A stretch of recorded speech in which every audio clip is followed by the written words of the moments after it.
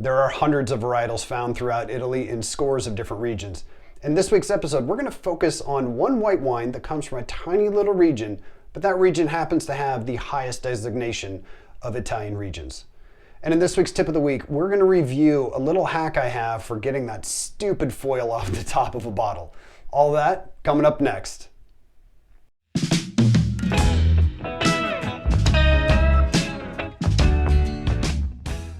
In this week's episode, we're reviewing a wine called Cortese. Cortese is usually better known as Gavi, where it's from, or sometimes it's even called Cortese di Gavi. Gavi is an interesting region, and thankfully that region is what it's better known for, because trying to research this wine was a little challenging. When you do a lookup for Cortese, you end up getting a little bit too much information about beloved 1990s MTV VJ, Dan Cortese. Oh, Dan. Now, Gavi is in southwestern Piedmont, so we're up near the top of Italy, right above the city of Genoa, or if you know the Italian Riviera area of Cinque Terre, this is where Cortese grows. This is pretty much the only place it grows. You're starting to see it a little bit in the United States and a couple other places, but for the most part, this tiny little region of Gavi is the only place it is grown. Now, what's cool about this particular region is there are a couple of different designations for the regions in Italy, starting with what is known as IGT, followed by DOC and DOCG. Now, DOC, and I'm totally going to butcher this in Italian here, but it's Denominazione di Origine Controllata. That is a nice designation. Wines are pretty good quality in this area. It has to meet certain qualifications to get that status. The DOCG, the G stands for Garantita. Now, it doesn't guarantee that the wine's any good, but it is a higher level. It is the highest level of designation for an Italian region. And Gavi happens to be one of very few regions that make white wines that have this designation. So the region itself is, like I said, very near Cinque Terre.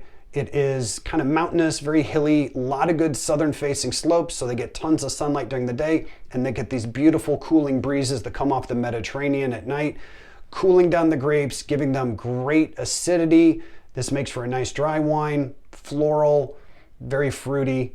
I'm looking forward to trying it. All right, looking at the color,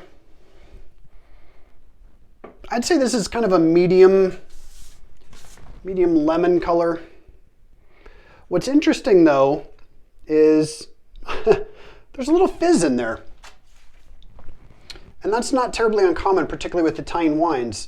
They actually call some wines frizzante. They just have a little fizz in them. Wow, nice nose on this. I would say this is kind of a medium intensity nose, but the aspects of it are great. It's not, like I can't smell it from half a mile away. Some good floral notes, which is, I kind of expected. That's typical of Cortese. And I'm not quite sure what it is. Again, I don't know my flowers all that well, but the one thing that kind of comes to mind, I love making cocktails with elderflower liqueur. I'm going to say this smells kind of like that. So I'm going to go with elderflower. And then green apple, pear, lemon. There's something else there.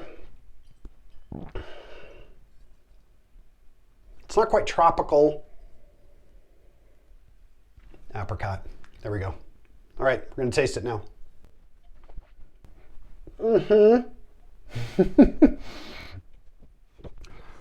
I've not had agave before. It sounds like I've not had agave before. I have not had a Gavi or a Cortese before. I'm gonna have one again. This is good. I like this. So it is a dry wine. I almost want to say it's off dry because there's so much fruit. And I think the fruit is giving me this illusion, this perception of sweetness that isn't necessarily there. I'm going to call this dry. It is very acidic, great acidity. And like the Sauvignon Blanc we had a couple weeks ago, this is nicely balanced with great fruit. Again, I'm not going to say that the fruit is terribly it's not super pronounced. It's kind of medium intensity on the fruit, but I really like it. There's more to this than I expected. Oh, and there's that juiciness from the acidity.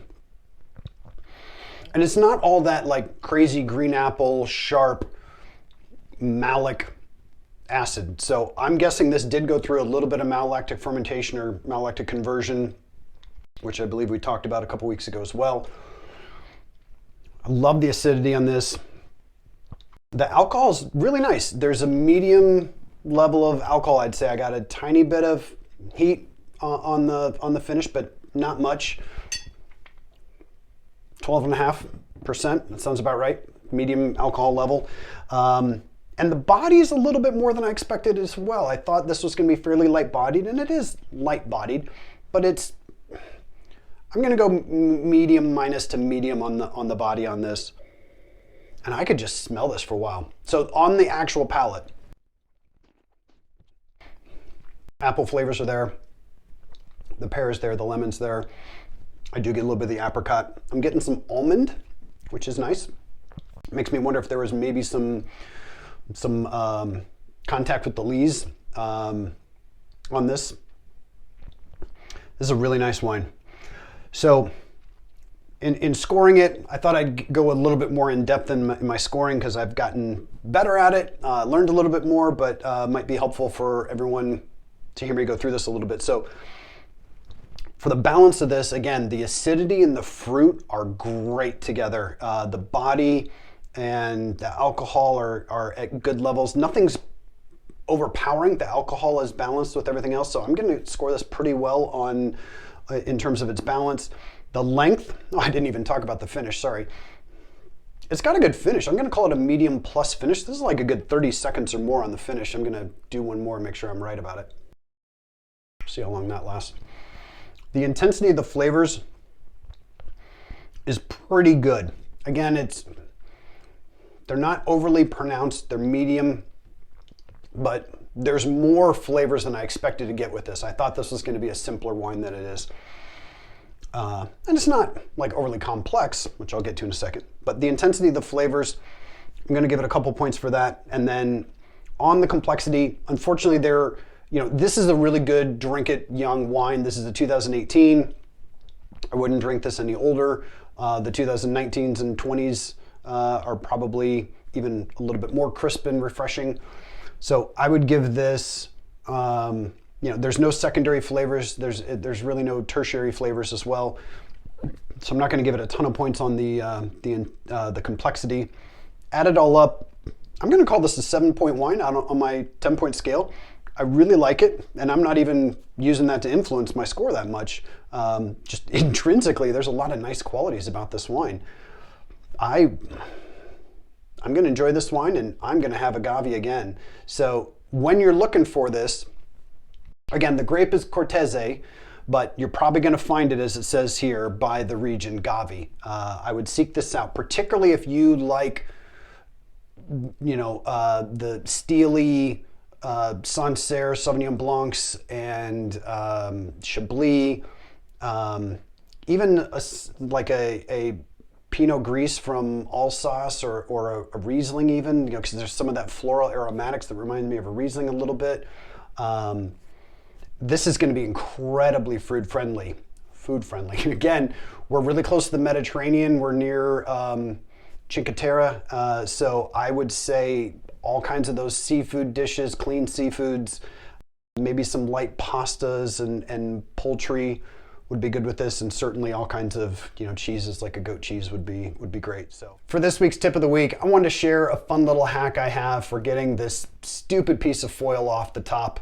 I hate removing it. I know a lot of people do too, and I found an awesome way that I like to remove it that is so not the way that you're supposed to do it, but it gets the job done really well. I want to talk real quick about the tools that you need to do this right. So there's all kinds of different corkscrews out there. I highly, highly recommend you get what is known as a waiter's key. So here's a couple examples of them here. And particularly, you want to make sure you get one that has a knife in it. You know, they come in varying sizes and styles. They're usually somewhat serrated, but if it's not serrated, hopefully it's at least pretty sharp. The shape of it, the size of it, this one's kind of angled a little bit. It's a little shorter. It's all up to your preference. What I don't recommend doing though is trying to remove it with the tip of the coil, the worm. It's not really a great way to do it. Nice little trick is using one of these foil cutters. You just put it on the top, spin it around, and boom, that little cap comes off, and that's great. Some people like using these fancy little rabbit tools. For me, it's just for show. I hate using that thing. It does a good job, but it's a pain, and you still have to get the foil off first. So when you go to a nice restaurant and you see a waiter opening your bottle, there's this little bump right here, and you can cut it. Most of us cut it right above. Waiters are going to cut it right below, and what they're going to do is take one swipe that way, one swipe that way, take it off. It's amazing. I don't know how they do it. I keep practicing it, and I suck at it. So what do? Well, I remove it completely and pretty quickly by going straight down with my knife and rip it off. And that's how I get my foil off. So you can do it the fancy way, you can do it the proper way, but like I said, take that knife, just make a nice straight line down, and then the whole thing just comes right off. You don't have to worry about, you know, did you get it all off? Is it clean on the inside? And that's part of the reason why you don't necessarily want to cut on that first lip, because any wine that little drips in there is going to go inside, and then next time you pour it's going to come out, and I don't know how clean the inside of that foil is. So hopefully this little hack will help a lot of you do a better job of opening that foil and getting it off so you can get your wine a little bit more quickly.